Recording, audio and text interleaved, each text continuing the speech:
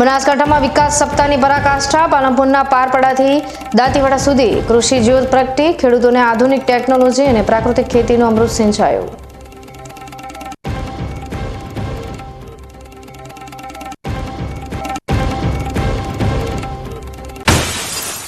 મુખ્યમંત્રી ભૂપેન્દ્ર પટેલની શિષ્યવૃત્તિ યોજનાઓથી એસસી વિદ્યાર્થીઓ માટે જ્ઞાનના દ્વાર ખુલ્યા, શિક્ષણ થકી સશક્તિકરણનો માર્ગ મોકળો।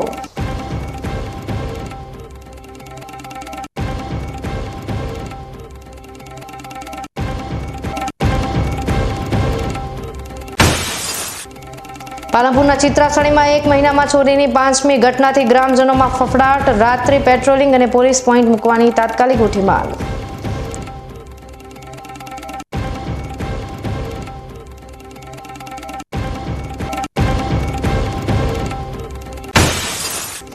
અને બનાસકાંઠાના જૂના ડીસાનો દીકરો રાષ્ટ્રીય ફલક પર ચમક્યો, પ્રવીણકુમાર દેસાઈએ શૂટિંગ ચેમ્પિયનશિપમાં ઉમદા પ્રદર્શન કરી નેશનલ માટે ક્વોલિફાય કર્યું।